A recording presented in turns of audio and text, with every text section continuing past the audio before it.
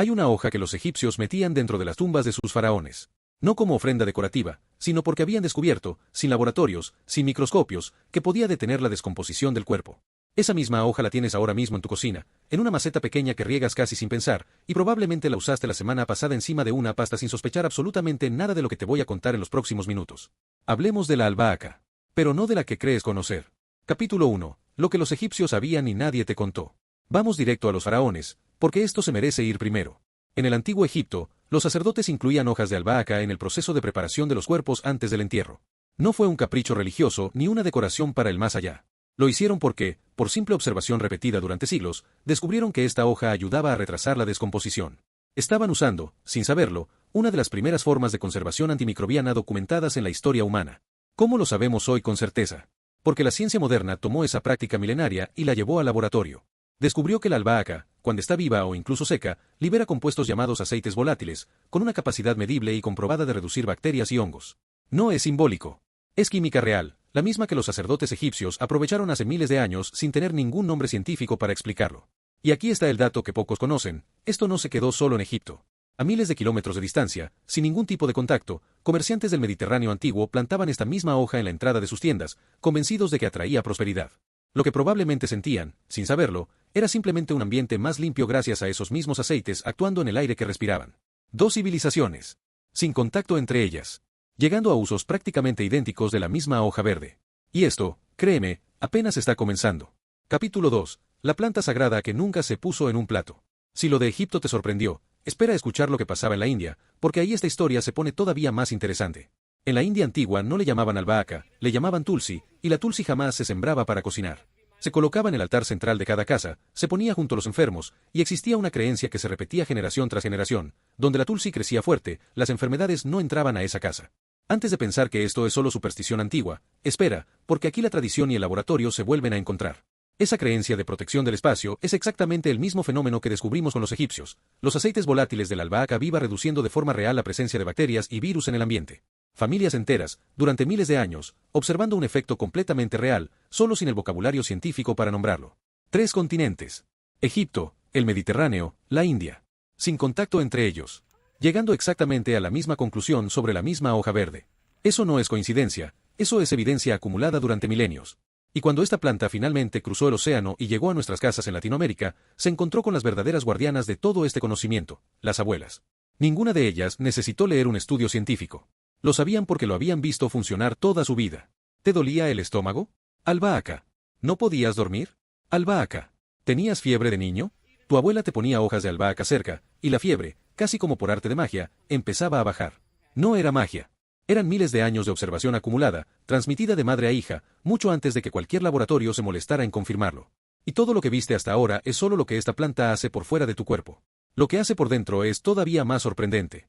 Capítulo 3. Lo que pasa dentro de tu cuerpo cuando la consumes. Hablemos del estrés, porque todos lo conocemos. Esa sensación de que la mente no se detiene, de acostarte cansado pero no poder dormir.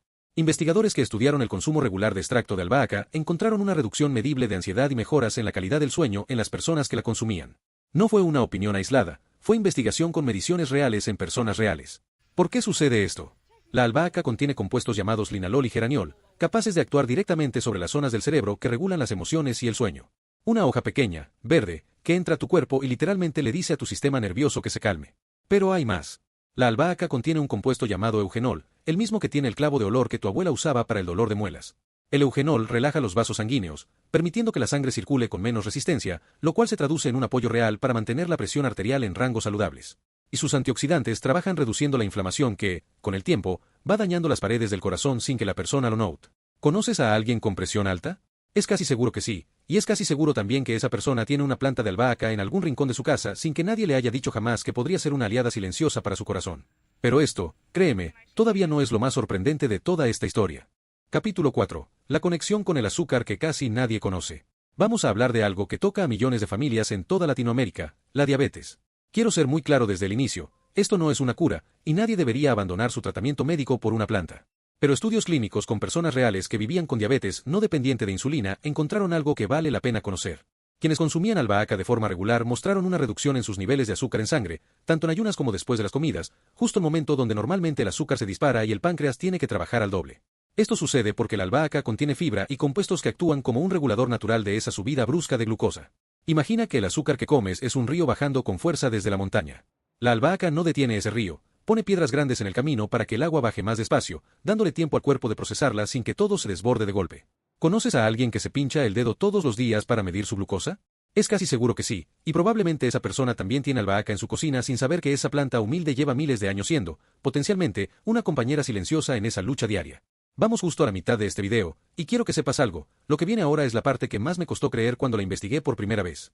Capítulo 5. Tu cerebro, tu memoria y el secreto que los curanderos guardaron durante siglos. Piensa en las veces que se te olvidan las llaves, el nombre de alguien que te presentaron hace 5 minutos, esa palabra que tienes en la punta de la lengua y simplemente no sale.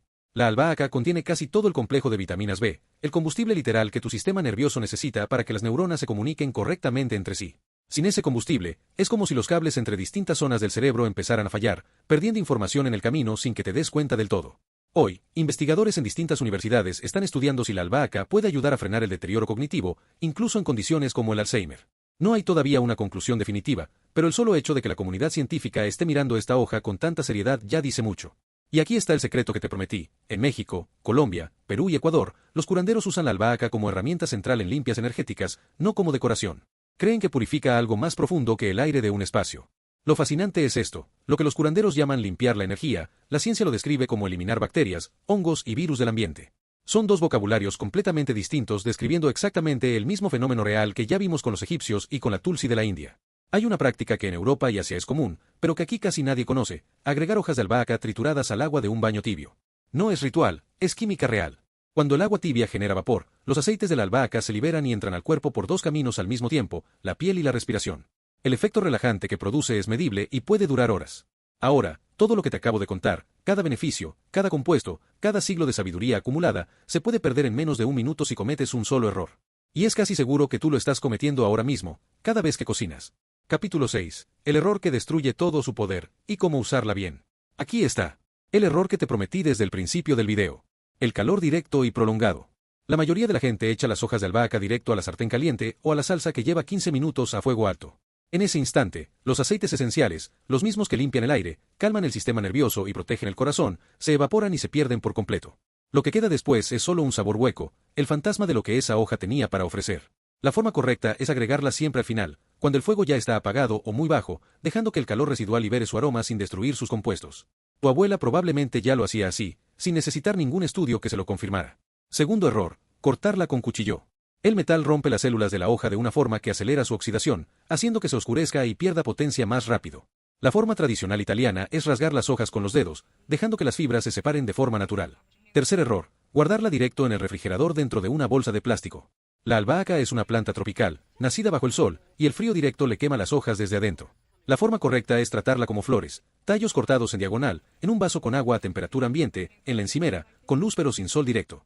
Así puede mantenerse fresca más de una semana. Y la forma más poderosa de usarla no está en ningún plato, es tenerla viva, en su maceta, con tierra, agua y sol, porque mientras está viva nunca deja de liberar esos compuestos que limpian el aire de tu casa, exactamente igual que lo hacía hace miles de años en los altares de la India y en las tumbas de Egipto. Llevas probablemente años viendo esta planta en tu cocina sin conocerla en realidad. No por descuido, simplemente porque esta información nunca viene en ninguna caja de supermercado. La albahaca no es una hierba de cocina que además tiene algunas propiedades medicinales. Es exactamente lo contrario. Es una planta medicinal ancestral, usada por los egipcios para preservar a sus faraones, sagrada en la India, central en las limpias de nuestros curanderos, y que en algún punto de la historia alguien decidió poner también en la cocina. Si estás embarazada, úsala solo en cantidades normales de cocina, no en extractos concentrados. Si tomas medicamentos anticoagulantes, consulta con tu médico, porque contiene vitamina K en cantidades que pueden interactuar con ese tipo de tratamiento. Esto no la hace peligrosa, la hace poderosa, y lo que es poderoso merece respeto. La próxima vez que pases por tu cocina y veas esa planta en su maceta, detente un segundo. Ya sabes lo que realmente tienes frente a ti, y ya nunca más la vas a ver de la misma forma. Si este video te abrió los ojos sobre algo que tenías frente a ti todo este tiempo, dale like ahora y suscríbete a mi canal. Cada semana destapamos otro secreto olvidado que estuvo ahí, esperando, sin que nadie nos lo contara. Y antes de irte, te cuento algo. Hay otra planta que casi todo el mundo tiene en su cocina ahora mismo, guardada en una cajita o en un frasco de vidrio. La has usado 1000 veces cuando te duele el estómago o no puedes dormir, hirviendo agua, metiendo la bolsita, sirviendo sin pensar. Y ese gesto tan simple es exactamente donde está el error que le quita a esa planta más de la mitad de lo que tiene para darte. Hablamos de la manzanilla, pero no de la que crees conocer. En el próximo video, te muestro la que nadie te ha presentado todavía. ¿Tienes albahaca en tu cocina ahora mismo? ¿Tu abuela te enseñó algo sobre ella que nunca te explicó del todo? Cuéntamelo en los comentarios. Nos vemos en el próximo.